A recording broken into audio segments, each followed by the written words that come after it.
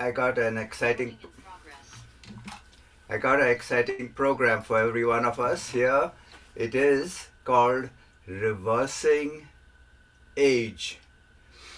And what does that mean? That means we can, whatever our age is, it is possible to make it less. And there are two terms we have to understand here. One is our birth age. So from the day we were born to today, we may be, say, 70 years old. That is our birth certificate age.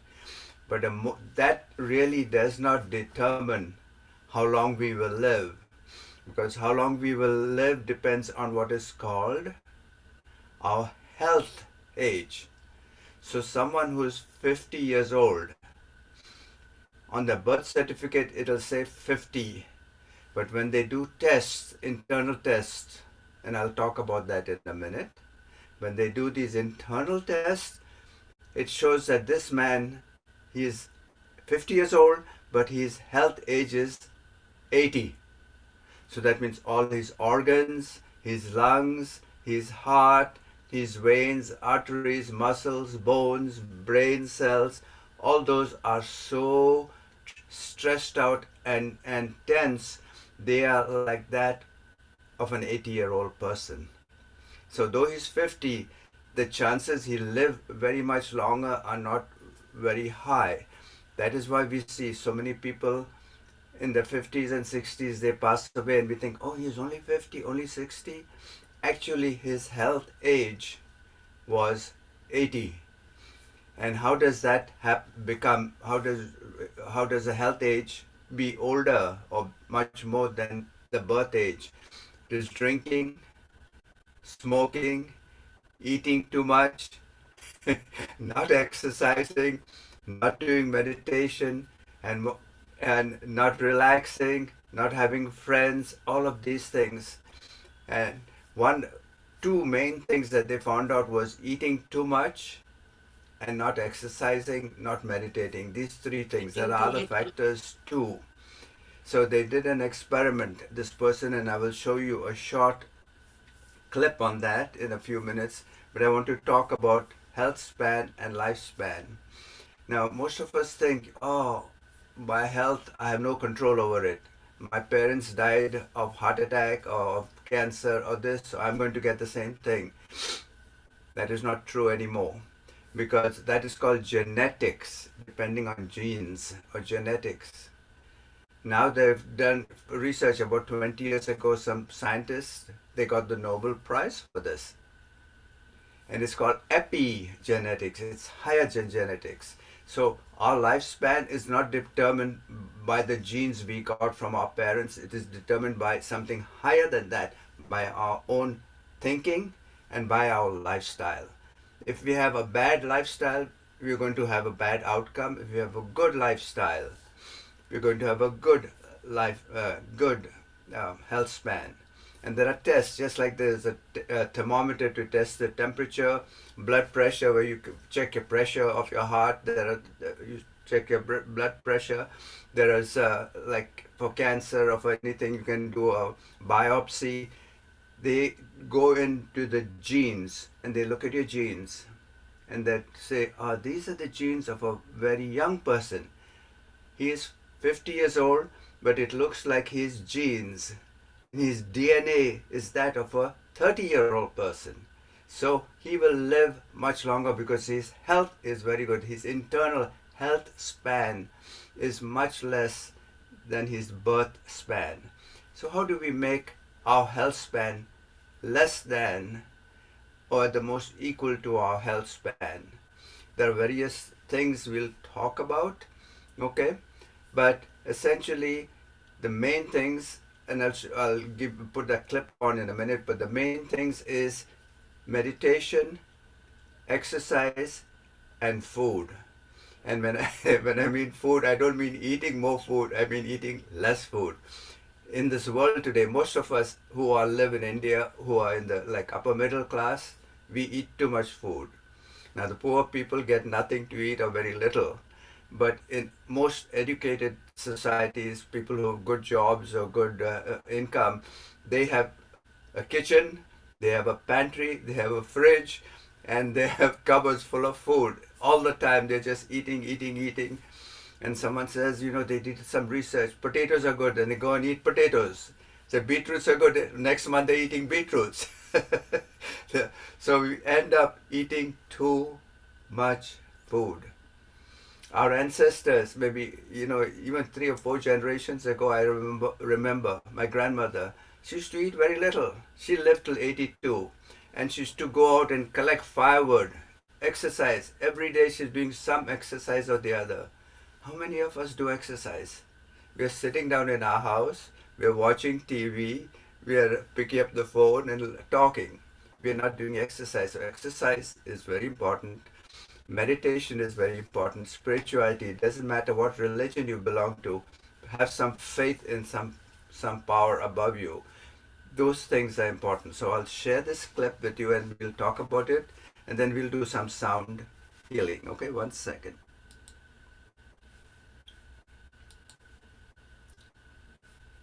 See the screen? Recording in progress.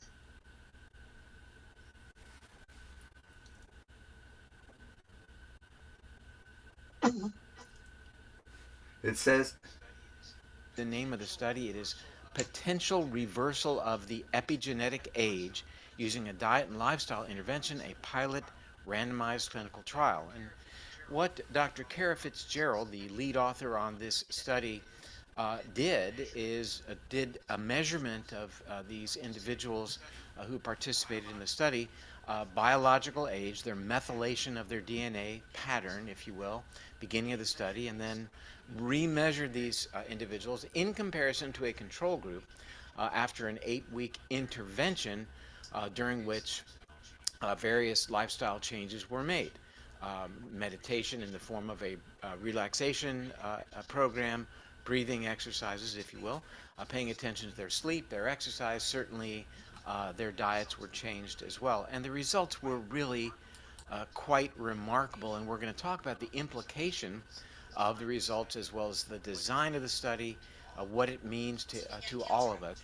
I was looking at cancer epigenetics. And so the cancer, the tumor microenvironment really takes over epigenetic expression. And, epigenetic being sort of above the gene, sort of the biochemical processes that regulate genetic expression. So cancer gets in there and takes it over. And I want to say, just in case I don't say it later, it's actually not that dissimilar to what happens in other conditions, including aging. There's sort of these predictable things that happen that aren't favorable to us. So cancer kind of takes over and it turns genes on that it wants on to further its growth. It shuts genes off that, like tumor suppressor genes that are protective. Happens in other conditions, including aging. There's sort of these predictable things that happen that aren't favorable to us. Area that has the type of epigenetic mark that has the most science behind it is something called DNA methylation. So we created a diet that's very methyl donor rich, so lots of greens, beets, all the things that will support methylation, and then we accompanied the diet, that nutrient intervention with polyphenols or colorful fruits and veggies that have their own science behind them in kind of massaging where methyl groups are put on the epigenome. So we're supplying methyl groups and then we're directing where they go, and it's safe. I mean, there's certainly no negative outcome with this kind of a diet. It's actually a really pretty traditional diet. So that's where we got started. We layered in the lifestyle pieces because there's good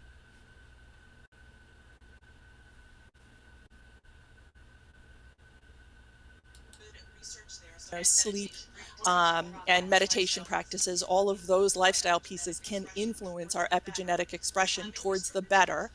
And we started to use it in practice. And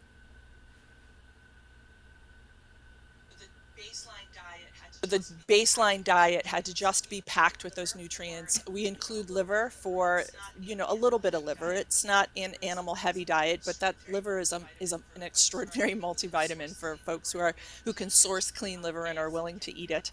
Eggs, and again, greens, lots of beets, lots of beet greens, mushrooms, amazingly enough. Maitake, shiitake, enoki, these are, again, almost like methyl donor multivitamins. I mean, they're just extraordinarily packed with nutrients. And then onto that is curcumin and green tea and blueberries and resveratrol, quercetin, luteolin, these beautiful polyphenol compounds that appear to take the methyl groups that they're getting from the first group of food. And look at our diet, the nutrients have very long traditional use histories. Like we've known, and as you pointed out in the beginning, these beautiful, what we're calling methylation adaptogens, but these polyphenols, green tea and curcumin, I mean, these are nutrients with time immemorial, histories of being, active for a variety of indications. So Um, the foods that you're talking about, traditional foods, I mean, my goodness,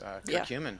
Um, Ayurvedic medicine talked about it 3,000 yes, years ago, but we've learned over the years, yes, antioxidant activation, anti-inflammatory yes, activity, detoxification activity, and now we layer on the role in terms of gene expression. yes, So there's a huge pedigree huge, here that we are stumbling through to learn yes, about, and it gets back to I guess what mom said years ago: eat your yes. vegetables, and what we've all been told.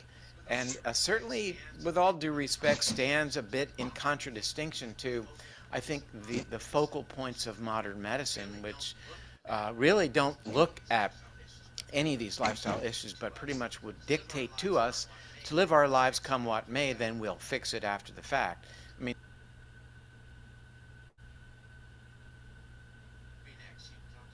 be next. You talked about exercise, and you had people exercising 30 minutes at what, 80% max VO2 or something like that for at least five. Yeah, I just want to, yeah, exercise um, it's as important to DNA methylation, it's as important to genetic expression as any of our dietary interventions. And the research that's starting to come out is extraordinary. I mean, it's acting like there's a very cool study, and I can give it to you for your show notes, which shows, especially as we age, we get more exercise bang for our buck than when we were younger. And it's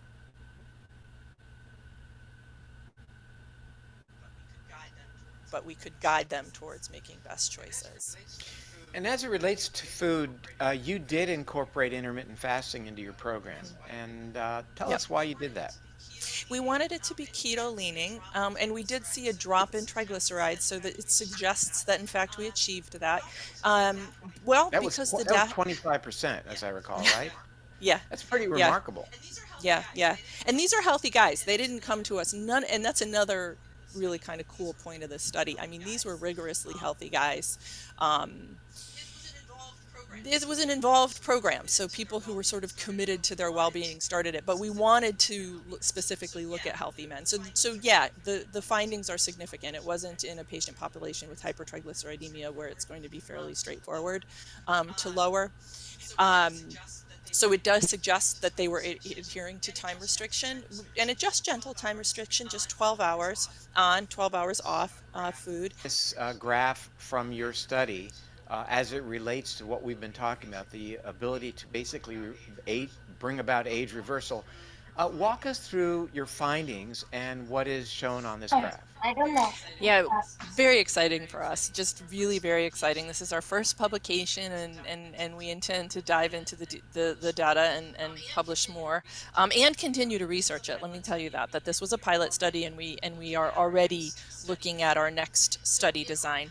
So in our population, in those that participated in the diet and lifestyle intervention, as compared to controls, they got over 3 years younger. Their biological age was lowered by 3.24 years as compared to controls. When we compare our study group to themselves at baseline, or the within group comparison, they, In the 8 weeks, 8 week interventional trial, who can't do eight yes, weeks of telling people to eat in a different way, to get some exercise, do a breathing technique, pay attention to their sleep.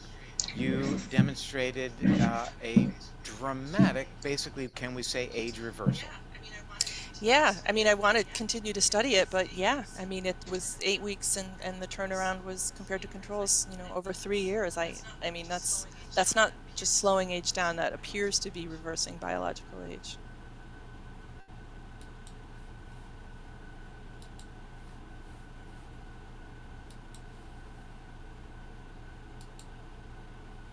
Okay, so what she was saying there is for 8 weeks, 2 months, these people went on this special program, which is they ate less. They ate for a certain period of time, 12 hours. In 12 hours, they had their breakfast and lunch or whatever. And then for 12 hours, they did not eat anything. So they gave their stomach a rest. So diet, exercise, meditation, and some special foods that she suggests, and those we all get, but in limited amounts, like green tea or beetroots and greens, lots of greens, but not too much. The main thing was fast a little bit, eat a little less. And some of them, in my case too, I've done this. I've just given up dinner altogether. I just have breakfast and lunch, and my health feels so much better. I feel so much younger. Now, you don't have to do that if you don't want to, but try gradually reducing your nighttime meal. And if you can cut it out altogether, it will make a big difference. These people, they did it for 2 months, and they tested the test that they did. They found that they can live 3 years more. That means if they were 50 years old, the test showed that they were really, the health life was not 50, it was 47. So they could live that much longer. So if you want to, be healthy, see, most of us want to live long, but we don't want to be in the hospital or the old folks home, and we don't want tubes in our mouth and in our ears and all these sort of things. We want to be healthy, and the last minute just come home, go to sleep, and that's it. Don't wake up. That's what all of us like to have. We don't want to have doctors coming to visit us or we going to the doctors. And to ensure that, we got to have our health span that we talked about. Our health span should be less than our age, our birth certificate age. And to do that, essentially exercise.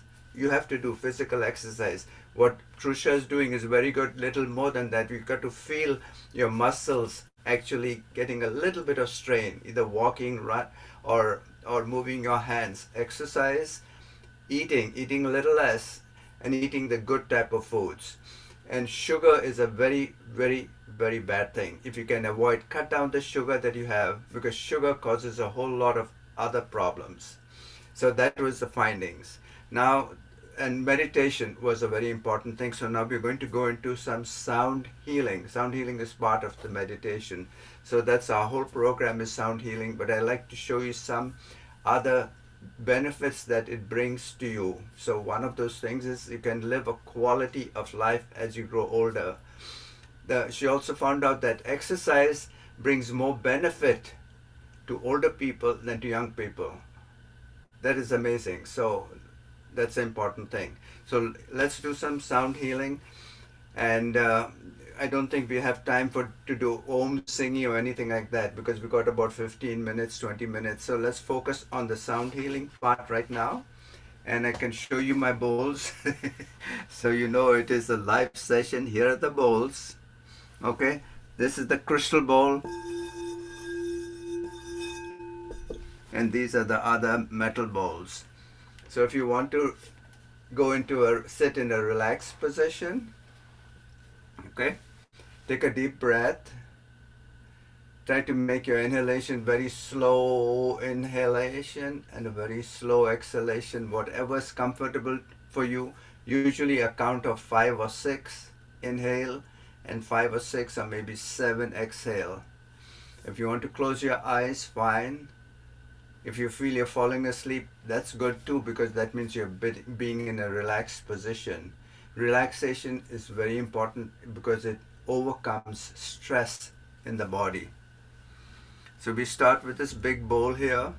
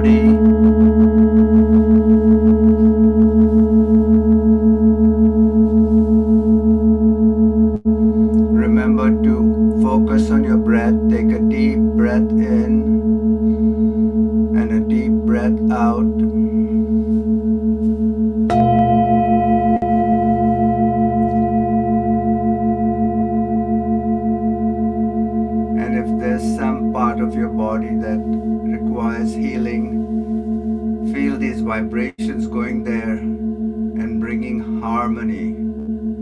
Because if there's dis-ease in some part of our body, that part is not vibrating in perfect harmony. So these vibrations will bring it into harmony, into proper rhythm.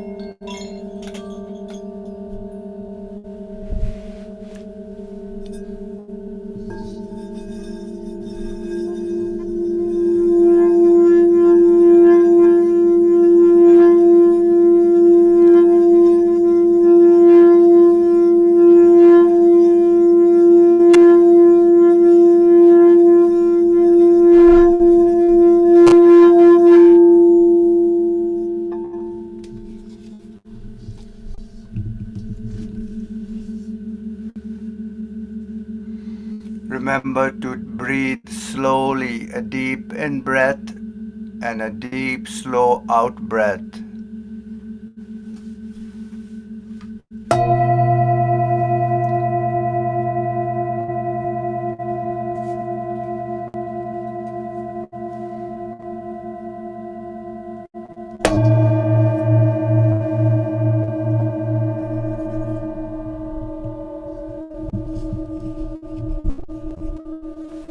Feel these vibrations going to some part of the body where you feel some unease or dis-ease. The disease is caused because that part or that organ is not vibrating at a proper frequency. So these waves bring that frequency to its correct position, to its correct vibration.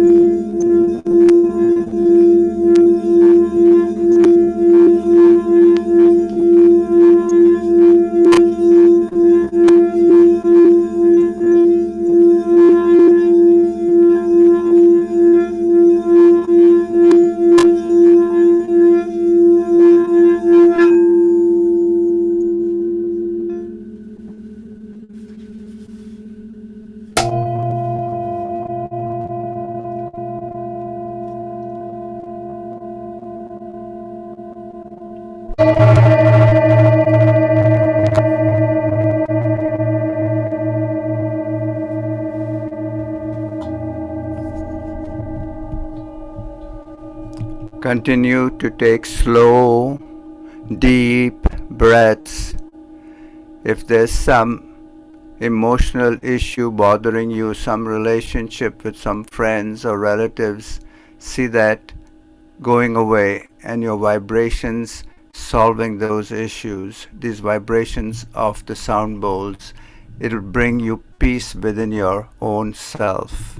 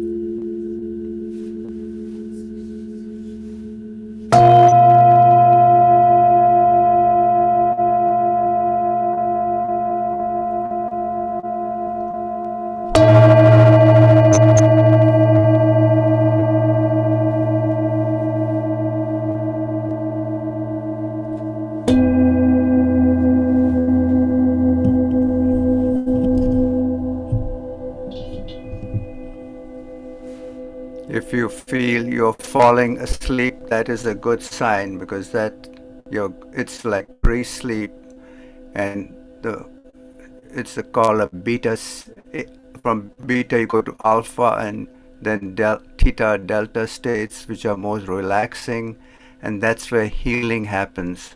So it's good if you're feeling sleepy. That's a form of very good meditation, relaxation.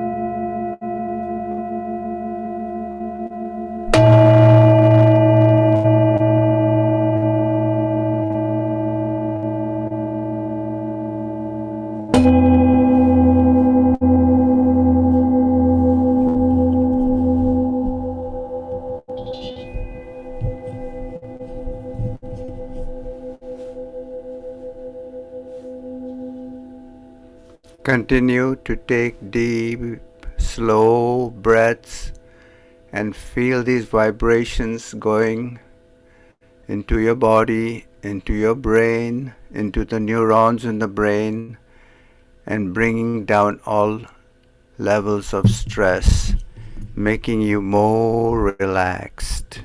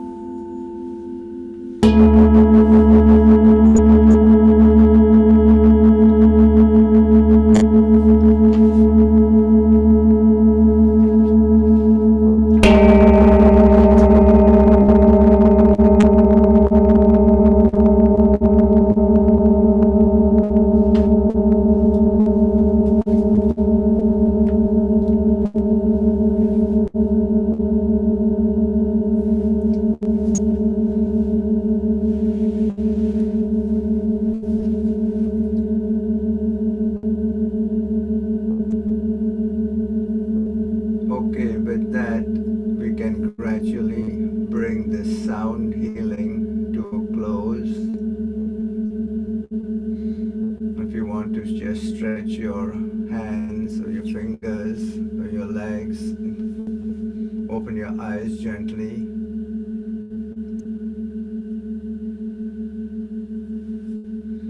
If any of you have any questions or want to express something, please do so.